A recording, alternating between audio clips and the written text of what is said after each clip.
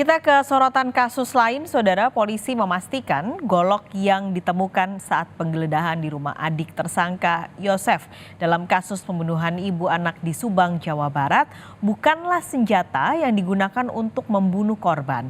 Sebelumnya polisi telah menggeledah di sejumlah rumah, termasuk rumah seorang anggota Polres Subang dan petugas bantuan polisi.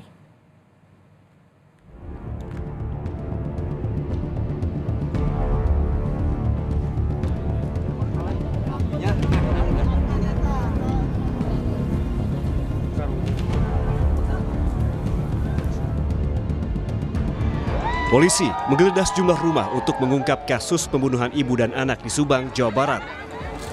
Ada 4 rumah yang digeledah, yaitu kediaman Mulyana, adik tersangka Yosef, rumah Yoris, anak pertama tersangka Yosef, rumah seorang perwira polisi dari Polres Subang, hingga rumah petugas bantuan polisi.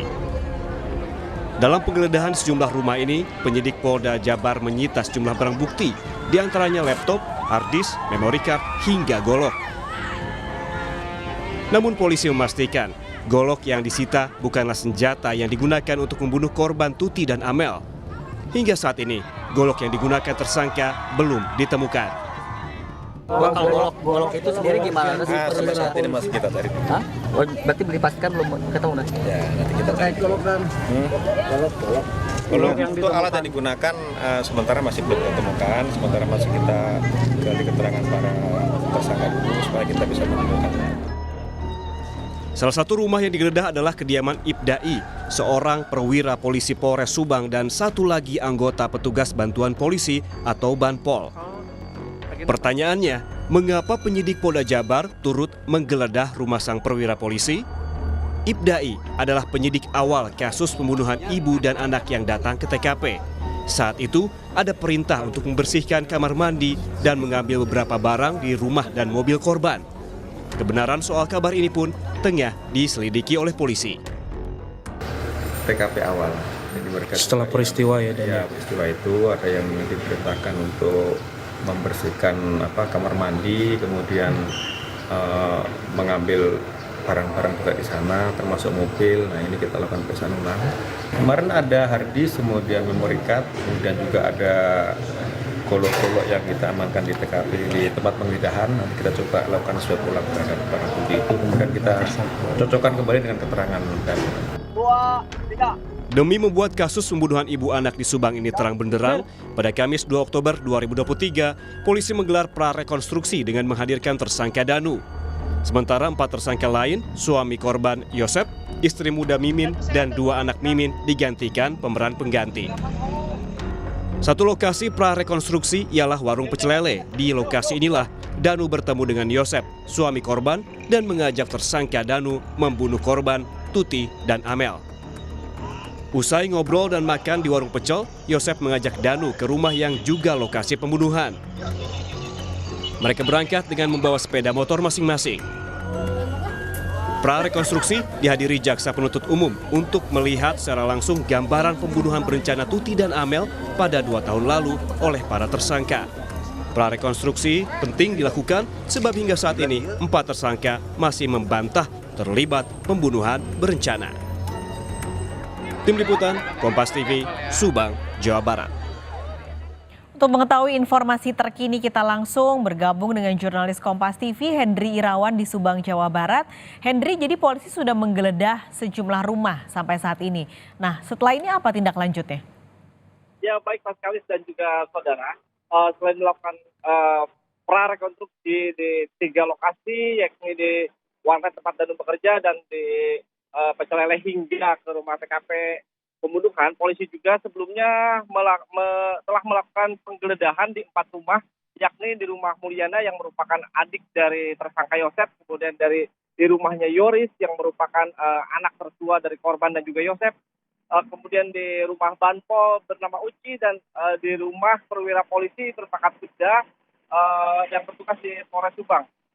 Dari penggeledahan tersebut, polisi berhasil menyita beberapa barang bukti seperti laptop, hard disk, memory card, hingga golok.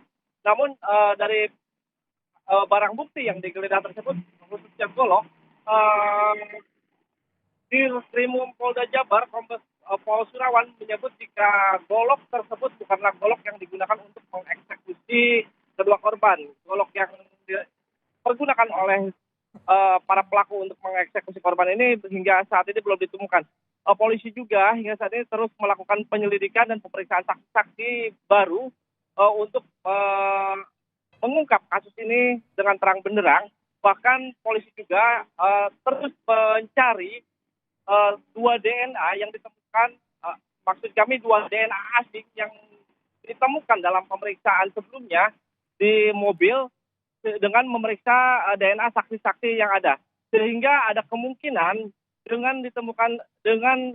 adanya DNA ini akan ada lagi tersangka baru jika DNA tersebut cocok dengan saksi yang diperiksa oleh pihak kepolisian. Sejauh ini pihak polisi sendiri terus melakukan pemeriksaan, bahkan maksud kami telah memeriksa sejumlah saksi, diantaranya perwira polisi, kemudian saksi-saksi lain seperti saudara dari kakak korban Tuti hingga adik dari tersangka Mulyana dan anak tertua dari Yosef yaitu Yoris kembali dilakukan pemeriksaan. Hingga saat ini dua tersangka dari kasus pembunuhan ibu dan anak ini sudah dilakukan penahanan, yakni Yosef dan Danu, sementara tiga tersangka lain yakni Mimin dan kedua anaknya belum juga ditahan mengingat pertimbangan penyidik dan belum adanya keterangan atau kesesuaian antara keterangan yang disampaikan oleh Danu dengan barang bukti yang menyebabkan mereka saat ini hanya wajib lapor. Pak Kalis.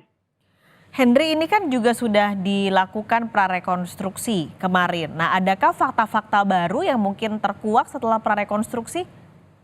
Ya, dari hasil prarekonstruksi yang berdasarkan pada pengakuan Danu saja, kemarin dilakukan di 3 lokasi, yakni di waret tempat dapat kita lihat kemarin secara utuh bahwa dari pengakuan Danu, Yosef menghampiri Danu di lokasi tempat kerjanya, kemudian bertemu di sebuah toko, dan Yosef mengajak ke warung pecel lele, sementara Danu mengambil motornya kemudian menghampiri ke warung pecel lele. Di warung pecel lele ini Yosef mengeluh kepada Danu jika dirinya saat ini sudah tidak lagi mengelola yayasan, sehingga untuk mendapatkan uang atau secara materi Yosef sendiri harus mendapatkan jatah dari Tuti dan Amel yang saat itu mereka berdua menjadi sekretaris dan bendahara yayasan. Kemudian Yosef mengajak Danu untuk ke rumah memberi pelajaran kepada kedua tersangka. Danu pun mengikuti perintah dari Yosef dan sesampainya di sana terlihat jika setibanya di sana terlihat jika Danu melihat kedua anak dari Mimin atau anak dari Yosef yaitu Arigi dan Abi berjalan dari arah rumahnya menuju ke dalam rumah. Danu pun tidak mengetahui eksekusi yang dilakukan di dalam rumah karena dia sendiri menunggu di garasi. Dia hanya sesekali menghampiri ke dalam, yakni ketika adanya teriakan dari Amel. Setelah itu, setelah dilakukan eksekusi, kedua korban kemudian dimasukkan ke mobil. Dapat terungkap juga fakta bahwa korban Tuti dibawa ke mobil digotong oleh 4 tersangka, yakni Yosef, Abi, Arigi, dan Danu sendiri membantu. Sementara untuk korban Amel dibopong oleh Yosef Hidayah melalui pintu depan sendiri dan dimasukkan sendiri ke dalam mobil. Paskalis. Baik, terima kasih laporan Anda langsung dari Subang, Jawa Barat, jurnalis Kompas TV Henry Irawan.